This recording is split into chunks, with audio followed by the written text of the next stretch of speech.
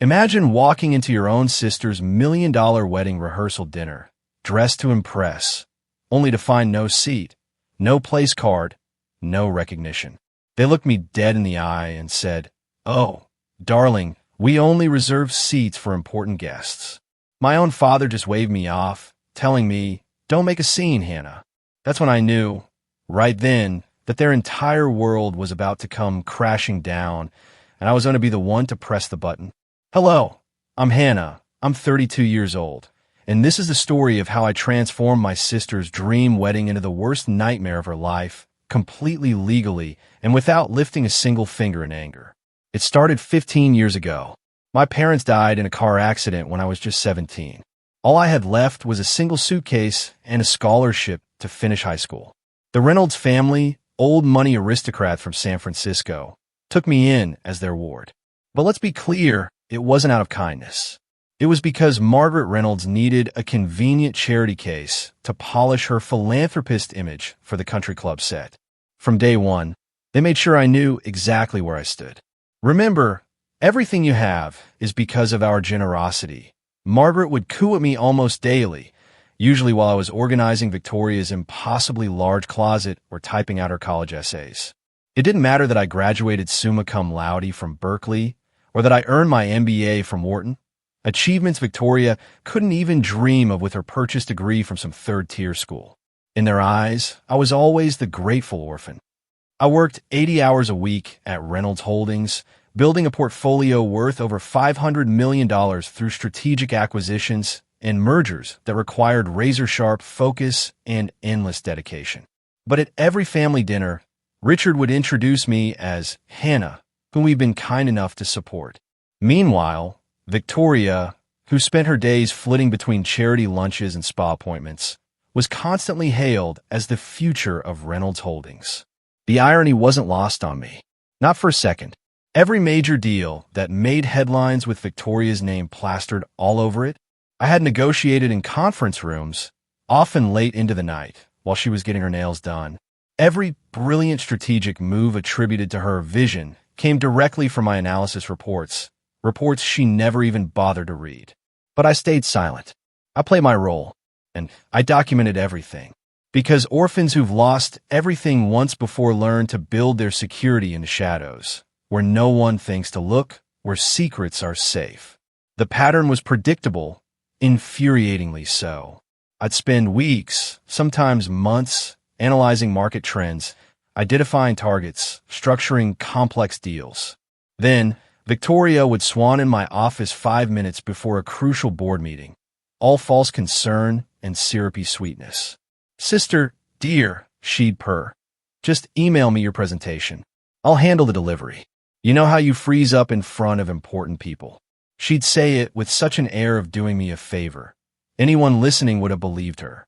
3 major acquisitions defined Reynolds Holdings' explosive growth over those years: the Bayside Medical Group merger, the Pacific Tech Innovation deal, and the Horizon Pharmaceutical acquisition.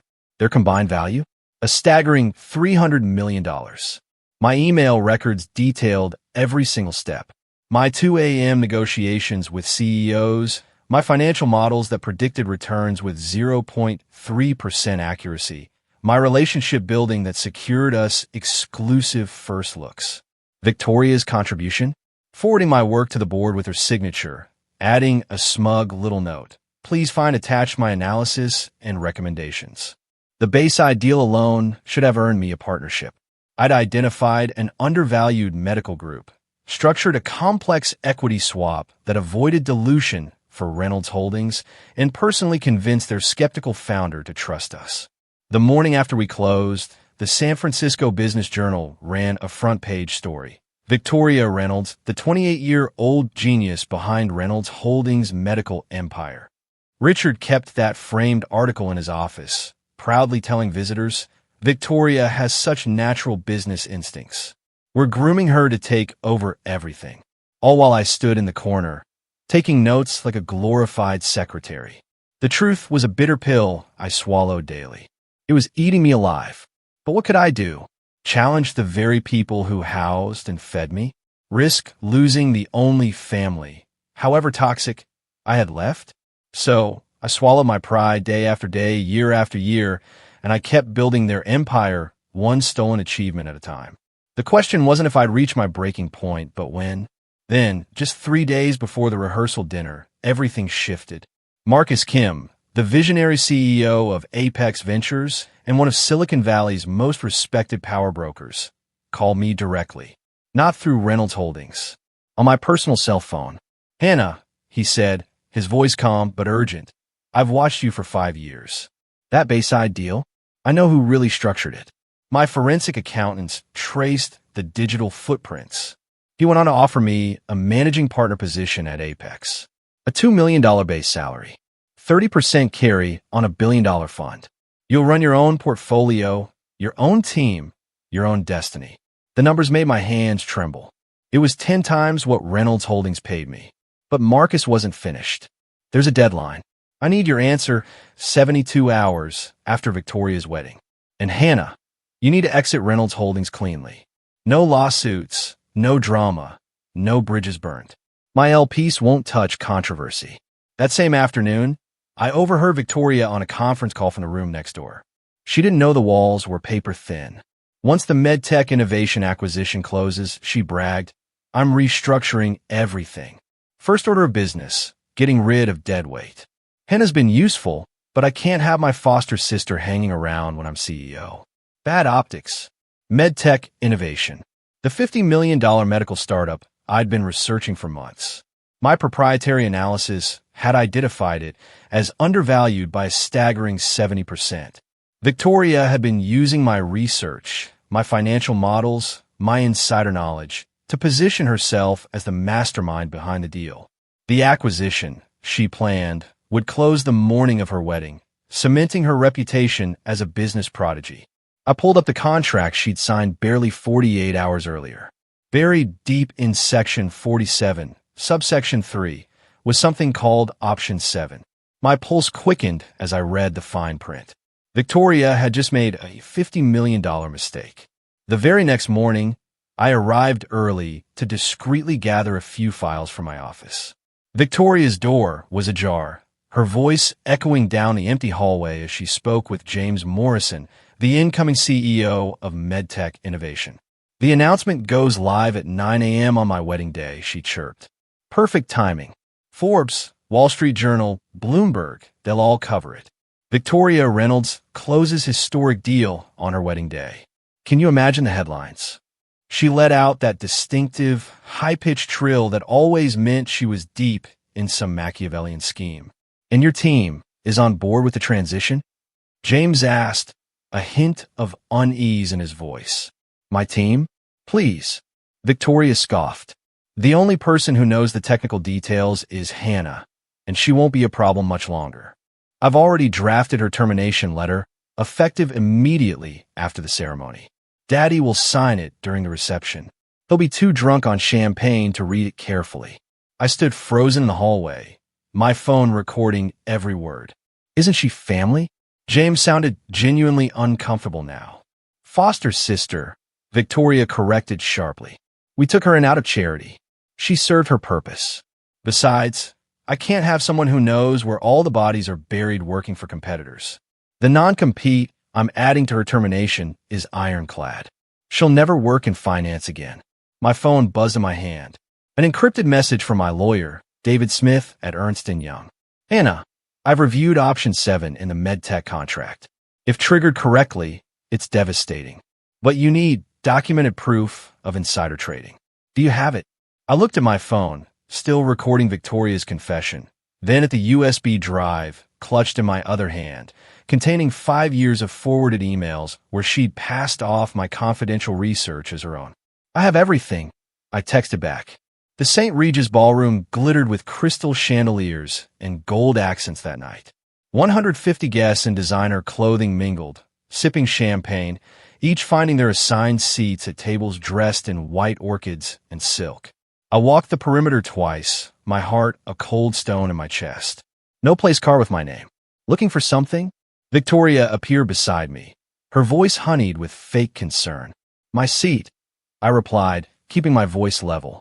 "Where am I sitting?" "Oh, Hannah."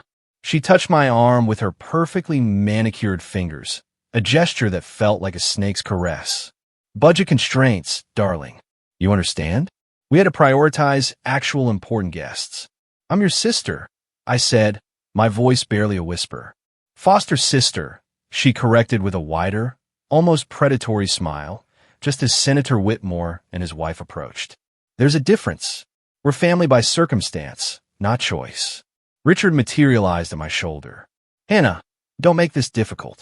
If you're hungry, the kitchen staff has a break room. The entire room had gone quiet. 150 pairs of eyes watched, eagerly waiting for the orphan to learn her place. Among them, I spotted 3 executives from Apex Ventures at table 2. Marcus's people, witnessing everything. Margaret floated over in a Chanel suit, her face a mask of patronizing pity. Dear, this is a sophisticated event. Perhaps you'd be more comfortable elsewhere. You're right, I said, my voice steady as granite, a quiet fury burning beneath the surface. I will be more comfortable elsewhere. Victoria's laugh tinkled across the ballroom. Finally, some self-awareness. If you'll excuse me, I said, pulling out my phone and making sure Victoria saw it. I need to freshen up, and I have some calls to make. Don't bother coming to the wedding tomorrow. Victoria called after me, her voice echoing with derision. Security will have instructions. The ballroom erupted in a cacophony of snickers and outright laughter. I stopped at the door, turned back, and smiled. A real smile. For the first time in 15 years, it reached my eyes. I wouldn't miss it for the world. In the parking garage, I sat in my Tesla, hand steady as I dialed David Smith. 3 rings, then his crisp British accent. Hannah, I'm at the office with my team. Are you ready? Execute option 7, I said, my voice unwavering. Everything we discussed. You're certain? Once we file with the SEC, there's no going back. I thought of 15 years of being erased, minimized, used. Of the foster girl who'd learned to survive by being invisible. Of tomorrow's termination letter, already drafted, ready to destroy my life. I've never been more certain of anything in my life. Sending the forensic audit now. I watched my laptop screen. An email arrived. 127 pages documenting insider trading, securities fraud, and breach of fiduciary duty. The evidence is overwhelming. Timestamps, financial records, Victoria's forged signatures on my work, and most damning of all, the digital trail showing she'd used my confidential medtech analysis to structure her purchase. An analysis that contained fabricated projections I'd planted 6 months ago as a test. She'd never bothered to verify the numbers. David, I added, there's something else. I forwarded him the recording from this morning. She admitted to planned wrongful termination and anti-competitive practices. Brilliant, he said, a note of satisfaction in his voice. The FBI will be very interested. Hannah, do you understand what happens at 9 a.m. tomorrow? Yes, I confirmed. Victoria announces the MedTech acquisition to 200 investors at the Grand Ballroom. The press will be there for her wedding day triumph story. And that's when we reveal you own 51% of MedTech through offshore holdings. Every dollar she thinks she's spending is actually yours. I started the timer on my phone. 14 hours until Victoria's world imploded. David, make sure Ernst and Young senior partners are there. I want this done by the book. Hannah, he said, after tomorrow, you'll never be invisible again. Good, I replied, a cold resolve settling over me. I'm done hiding in shadows. It might seem like all of this happened overnight, but the truth is this plan was years in the making. 5 years ago, I saved Marcus Kim's career. Apex Ventures was hemorrhaging value from a hostile takeover attempt.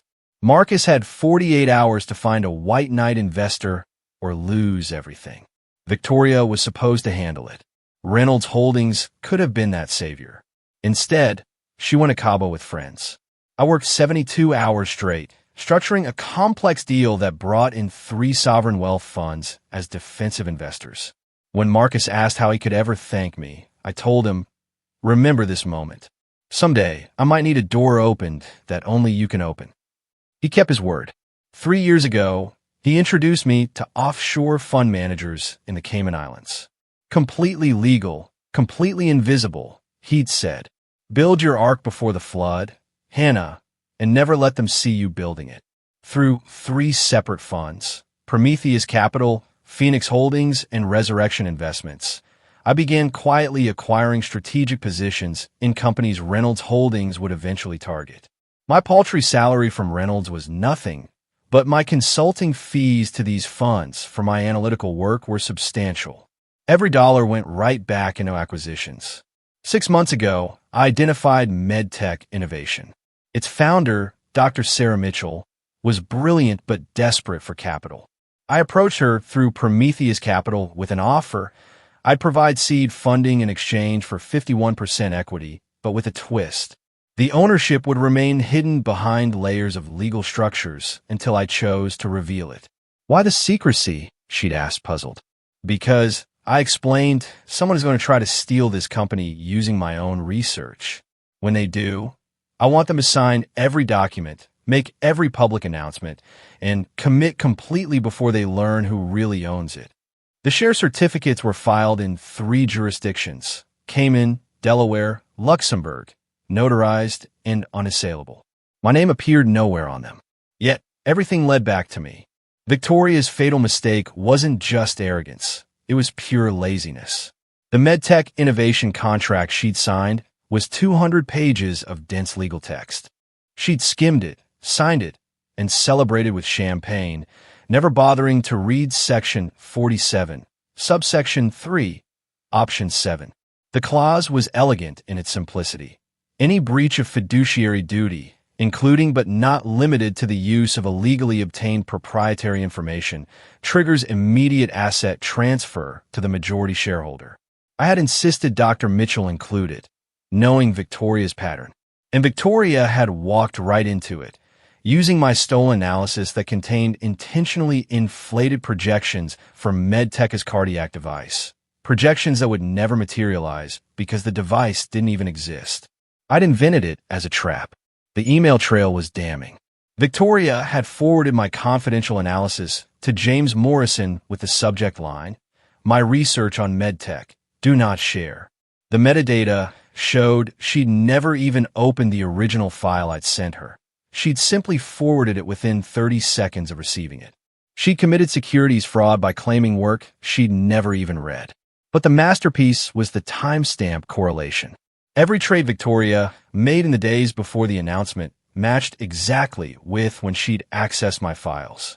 The SEC's algorithm would flag it immediately as insider trading.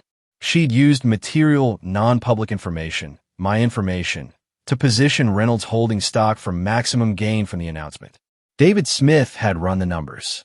Anna, she's violated 7 different SEC regulations.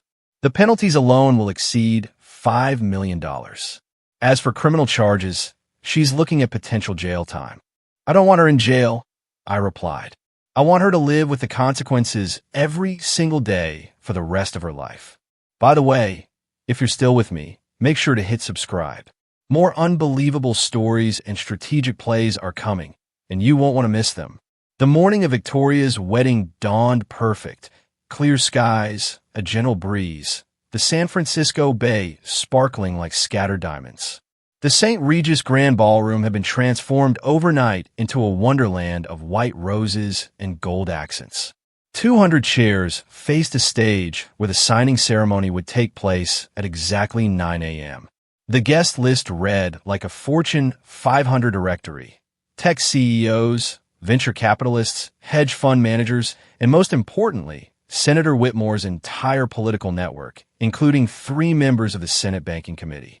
The press section overflowed with reporters from the Wall Street Journal, Forbes, Bloomberg, and TechCrunch. Victoria had personally invited them to cover her historic deal, the brilliant young woman closing a $50 million acquisition on her wedding day. "This will be the deal of the decade," she told Bloomberg just yesterday, "a new model for female leadership in tech acquisitions." I stood in the lobby, watching the arrivals on the hotel's security monitors. David Smith and 3 senior partners from Ernst & Young entered at 8:45, their faces professionally neutral. They took seats in the 3rd row, briefcases at their feet. At 8:50, something unexpected. 5 FBI agents in dark suits entered quietly, spreading out across the ballroom's exits.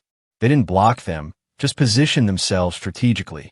The lead agent, Sarah Coleman, gave David Smith a subtle nod. My phone buzzed. Marcus Kim, we're here. Table 2. The other Apex partners want to see this.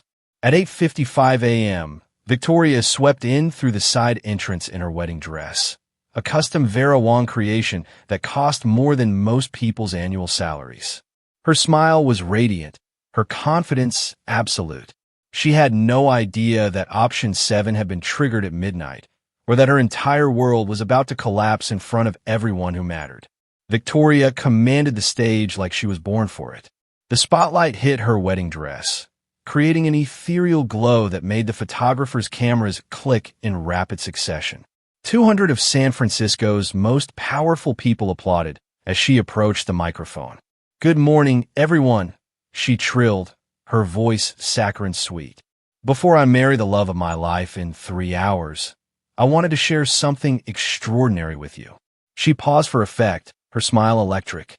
Today, Reynolds Holdings completes the acquisition of MedTech Innovation, a $50 million deal that will revolutionize cardiac care in America. The applause was thunderous. Senator Whitmore beamed from the front row.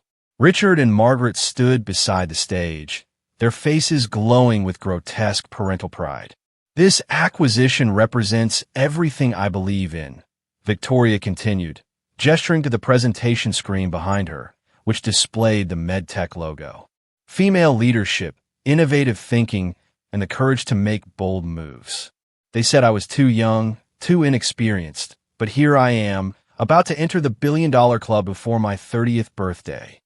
She clicked to the next slide, financial projections. I recognized it as my own work, now branded with her signature. Our analysis shows 300% returns within 18 months. This cardiac device will save millions of lives. The audience was mesmerized. A Forbes reporter was typing furiously.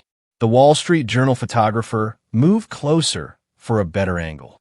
This was Victoria's moment of absolute triumph. Her coronation as Silicon Valley's newest power player. Now let's make history. She picked up the gold-plated pen, holding it high. Who's ready to witness the deal of the decade? The crowd erupted. No one noticed David Smith rising from his seat or the FBI agents moving slightly closer to the exits. I remained in the back corner, invisible as always, for another 30 seconds.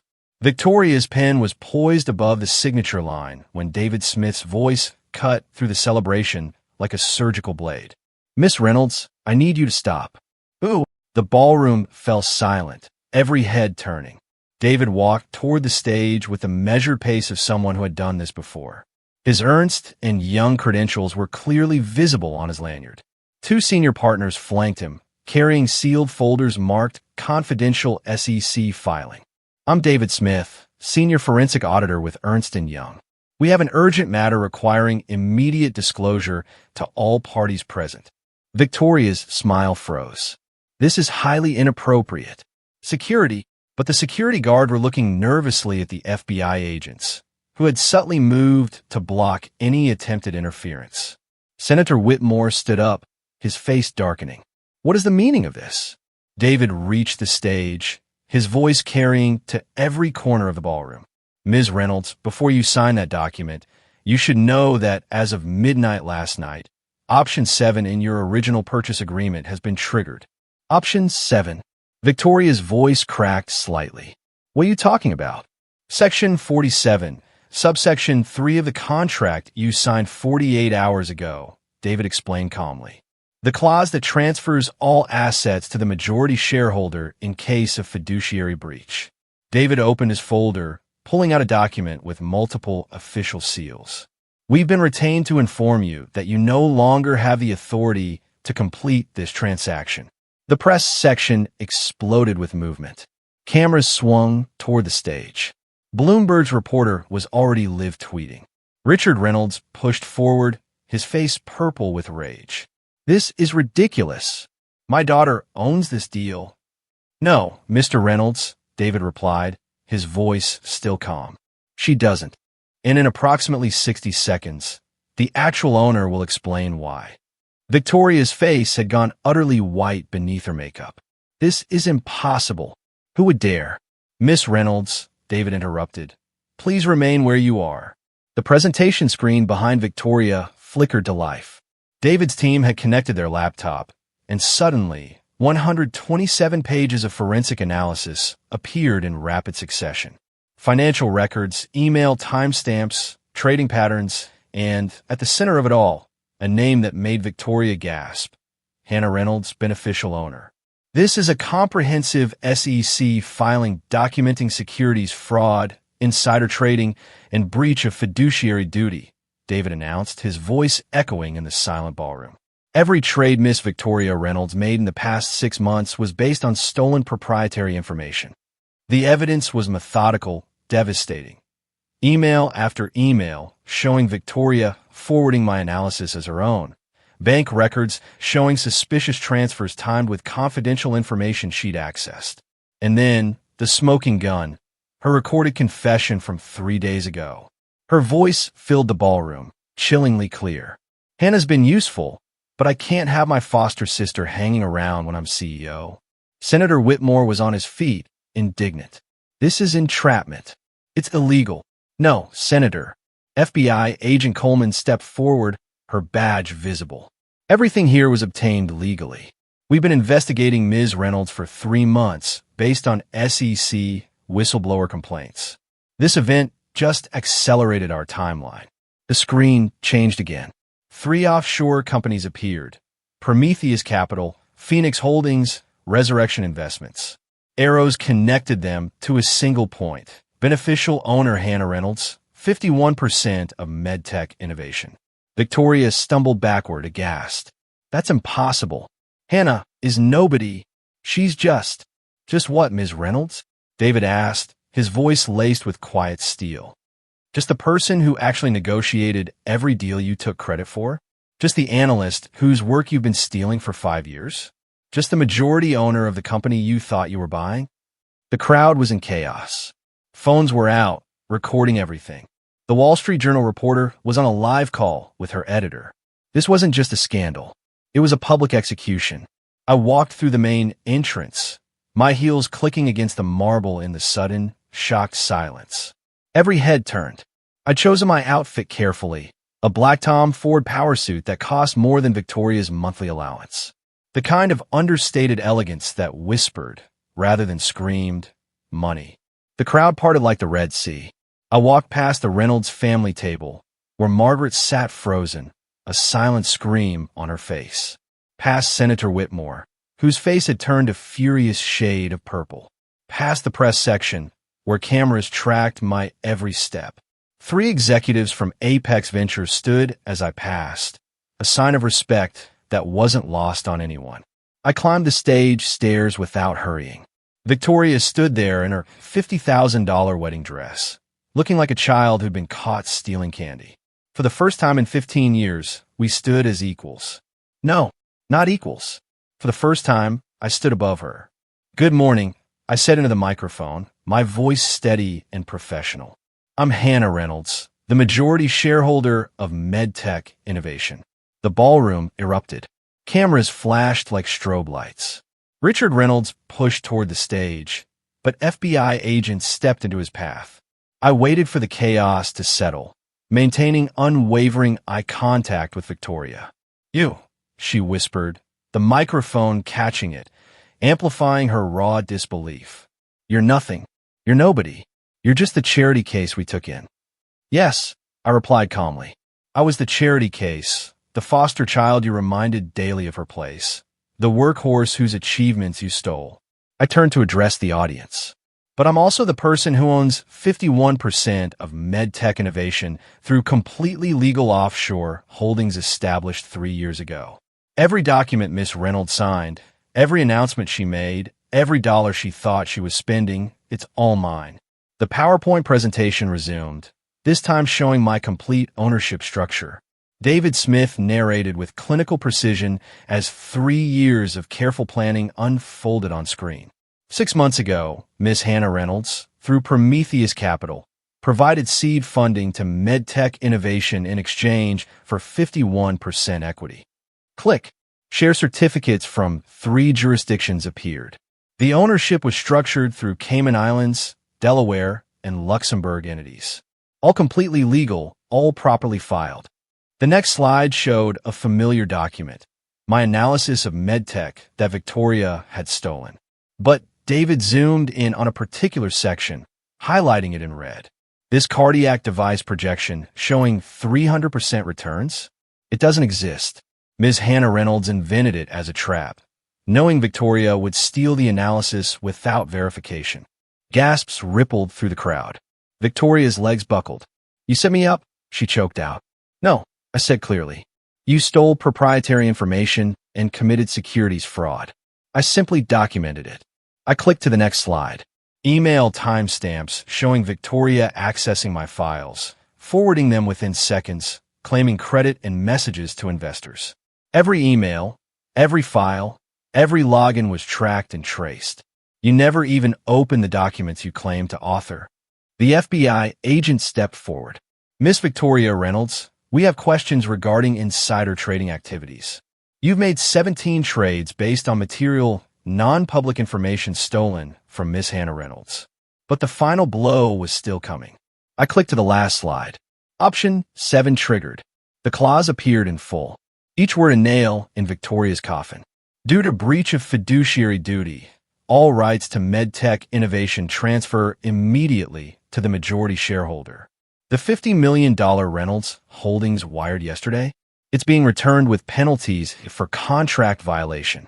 Victoria's collapse was total and public. "This is impossible." She grabbed the microphone, her voice shrill with desperation. "She's nobody. She's just the foster kid. Daddy, tell them." Richard Reynolds tried to reach the stage, but his path was blocked. "This is a family matter. Everyone out." "Actually," Senator Whitmore's voice boomed across the ballroom, "this is a federal matter." He stood slowly, his political instincts already calculating damage control. "Miss Reynolds, you told my son you were a successful CEO. You told me you built Reynolds Holdings portfolio yourself." "I did. These are all lies." Victoria spun toward me, her wedding dress tangling around her legs. "You planned this." "You ungrateful, Miss Reynolds," FBI agent Coleman interrupted, stepping onto the stage. "We need to see your phone and laptop immediately." The senator's son, Thomas Whitmore Jr., stood from his groomsman table. His voice carried across the silent room. "The wedding is off." He looked at Victoria with undisguised disgust. "My family doesn't associate with criminals." "Thomas, please." Victoria reached for him, but he stepped back. "This is just a misunderstanding." "A misunderstanding?" Thomas laughed bitterly. "You committed federal crimes. You've been lying to everyone, including me." He turned to his father. "We're leaving." The press was having a field day. "Miss Reynolds, how do you respond to allegations of securities fraud?" shouted a Forbes reporter. "Is it true you've been stealing credit for 5 years?" Victoria looked around wildly, searching for allies. Her bridesmaids had backed away. Her parents stood frozen in disbelief. 200 of San Francisco's most powerful people watched her designer facade crumble in real time. She was radioactive now, and everyone knew it. "Hannah," she whispered into the microphone, tears streaming down her face, ruining her $3,000 makeup. "Please."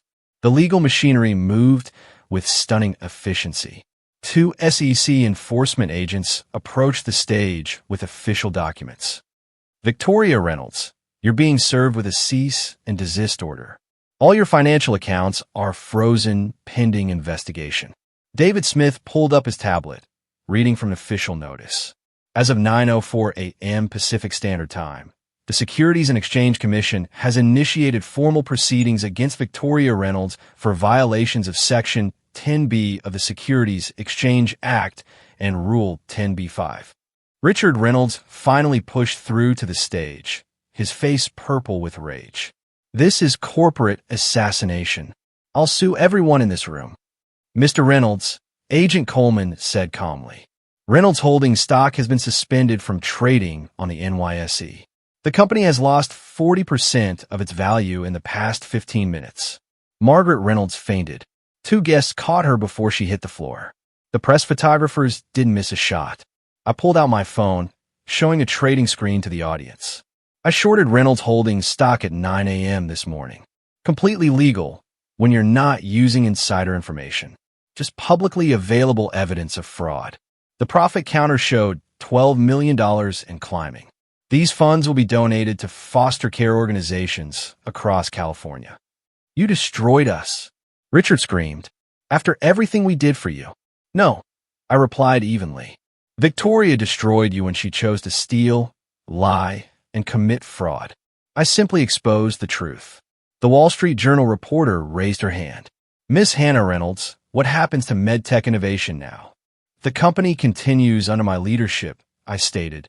Dr. Mitchell and I have real innovations to bring to market, legitimate ones that will actually save lives. We don't need fake projections or stolen research. Victoria was led off stage by SEC agents, her wedding dress train dragging behind her like a fallen flag. Richard and Margaret Reynolds stood before me on the stage, their aristocratic composure shattered. The ballroom had quieted, 200 guests leaning in to witness the final confrontation. How could you do this to family?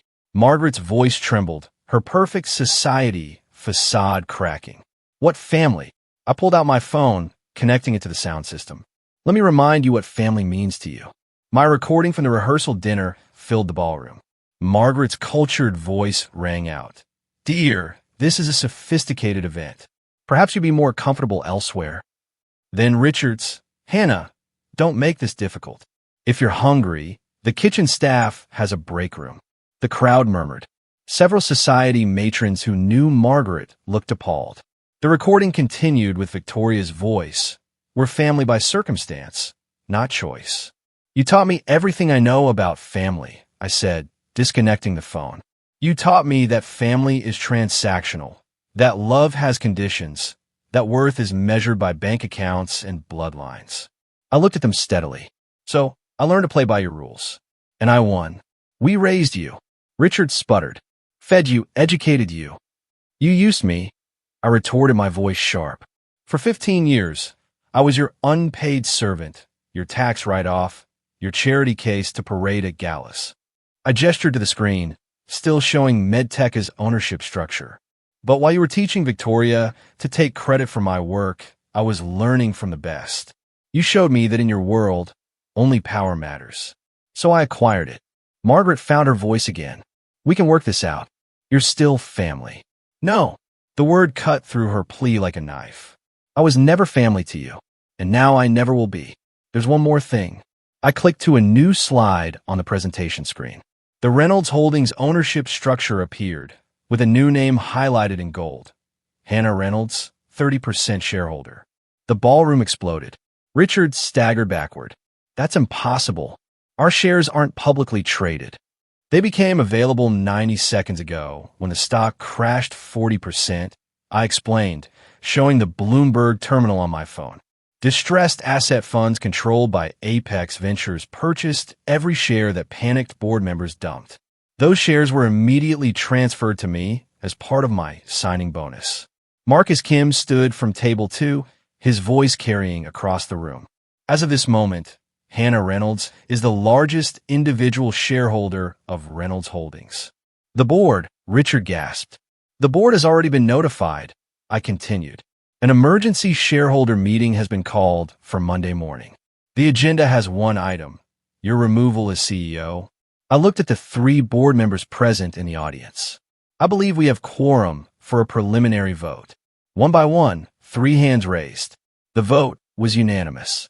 You can't do this. Margaret shrieked. That company is our legacy. Your legacy is built on my work, my strategies, my sleepless nights. I countered, pulling out a folder David had handed me. This is a forensic audit of Reynolds Holdings. Every major deal for the past 5 years shows the same pattern. My work, Victoria's signature, your approval. The board has seen it. The SEC has seen it. Your investors have seen it. Richard's phone buzzed incessantly. He looked at it with trembling hands. The credit lines, the banks are calling everything in. Yes, I said simply. When you build an empire on lies, it only takes one truth to bring it down. Within minutes, the story went global. The Wall Street Journal's push notification hit phones across the ballroom. Breaking: foster daughter exposes billion-dollar fraud, takes control of Reynolds Holdings. Forbes followed immediately. The most epic corporate revenge story of 2025. How Hannah Reynolds destroyed her adoptive family's empire in 24 hours. Bloomberg's headline was more clinical, but equally damaging. Reynolds Holdings loses $200 million market cap after SEC fraud investigation. Founder's daughter arrested at own wedding. I stood on stage, watching the metrics rolling on my phone. Victoria's name was trending #1 on Twitter with hashtag #FraudBride. Someone had already created a Wikipedia page, MedTech Innovation Scandal. My LinkedIn exploded. 50,000 new followers in 20 minutes, 10 CEO connection requests, and messages from every major venture fund in Silicon Valley. The reporters pressed forward. "Miss Reynolds, what made you decide to act now?" "They gave me no choice," I replied simply. "Last night, they literally told me I wasn't important enough for a seat at the table. This morning, Victoria was going to fire me and destroy my career with an illegal non-compete. When someone shows you who they are, believe them. What happens to Victoria now? That's for the justice system to decide. The evidence speaks for itself." A notification popped up on my phone. A text from Dr. Mitchell. "Watching the news. Our real cardiac device just got FDA approval. Perfect timing." I smiled. The first genuine smile in this entire ordeal. "If you'll excuse me," I said, addressing the room, "I have a company to run. MedTech Innovation has actual life-saving technology to bring to market. No lies, no stolen research. Just real innovation." As I walked off stage, the Forbes reporter called out, "One last question. Was it worth it?" I paused. "Ask me when Victoria's sentence is announced." The justice system moved faster than anyone expected. Within 72 hours, Victoria Reynolds became a cautionary tale in every business school ethics class. The SEC's investigation revealed even more than I had documented. She'd been falsifying credentials, paying for fake awards, and had even hired a ghostwriter for her thought leadership articles in business journals. The Financial Industry Regulatory Authority delivered their verdict in record time. A lifetime ban from the securities industry. She couldn't work as a janitor at a hedge fund, much less as an executive. The judge's words were scathing. "Miss Reynolds represents the worst kind of corporate fraud, stealing intellectual property from a family member while perpetrating securities violations." The personal consequences were equally devastating. Her $5 million personal fine wiped out her trust fund. The court ordered 200 hours of community service at a nonprofit teaching financial literacy to foster youth. The irony wasn't lost on anyone. Her Instagram, once filled with luxury vacations and designer goods, went dark after losing 90% of her followers in 48 hours. But the social destruction was perhaps the cruelest cut. Every society friend blocked her number. The country club revoked her family's membership. The charity boards she'd sat on, purely for social climbing, sent formal letters requesting her immediate resignation.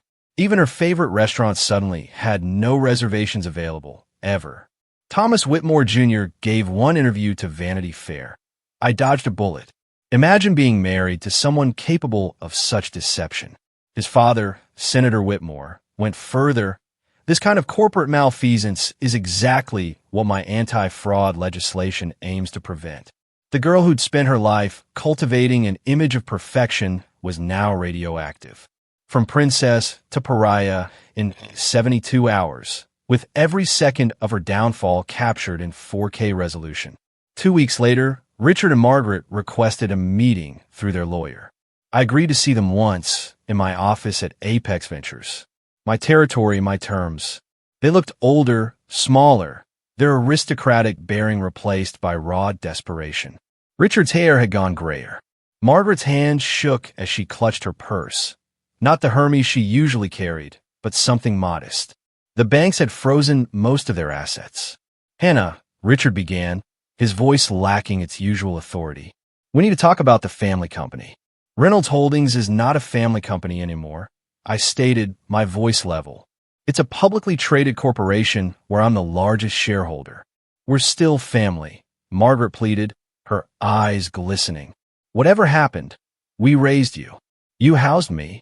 I corrected her, keeping my voice professional. There's a difference. For 15 years, you made sure I knew I wasn't really family. Now you want to claim me because I have something you need. We made mistakes, Richard admitted, the words clearly costing him. But we can start over. No. I stood, signaling the meeting's end. You had 15 years to treat me as family. That window is permanently closed. My lawyers will handle any necessary communication about Reynolds Holdings. Margaret started crying. Please, we have nothing left. You have each other, I replied, a cold finality in my tone. You have your blood daughter. That should be enough, since you always told me blood is what makes a family. I pressed the intercom. Security, please escort Mr. and Mrs. Reynolds out. As security arrived, Richard made one last attempt. This isn't over. If you contact me again outside of proper legal channels, I'll file a restraining order. I returned to my desk, pulling up MedTech's quarterly projections. Goodbye. They left, and I never saw them again. 6 months later, I stood at the podium of the Moscone Center, addressing a crowd of 2,000 at TechCrunch Disrupt.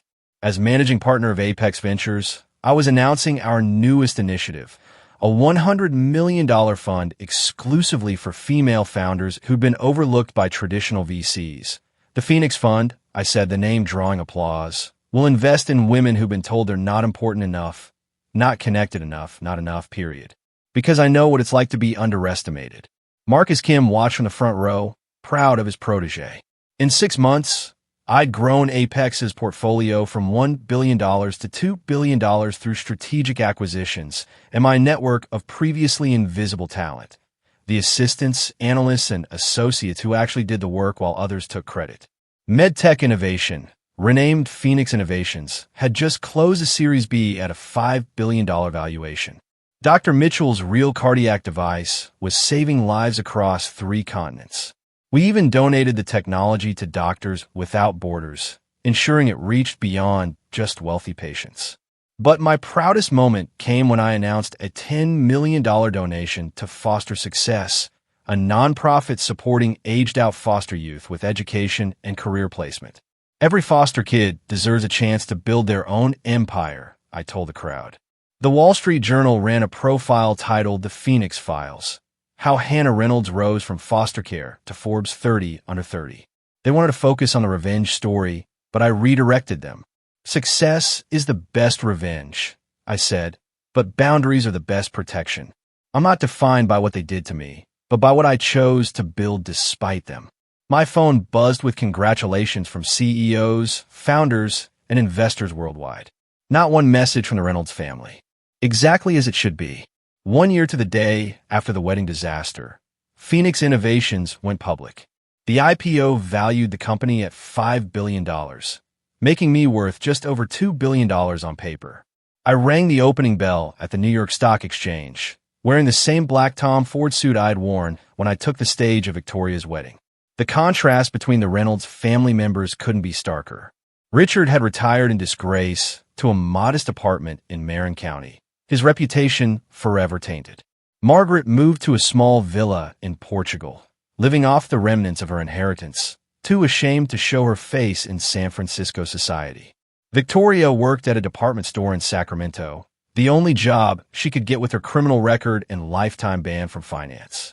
Someone had photographed her folding clothes in the stockroom, and the image went viral with the caption, "From Vera Wong to Walmart." I felt no satisfaction seeing it, just a sense of completion. The St. Regis called that week. They wanted to know if I'd be interested in purchasing their grand ballroom as a private event space. The same room where I'd been denied a seat was now being offered to me exclusively. I bought it and renamed it the Phoenix Room.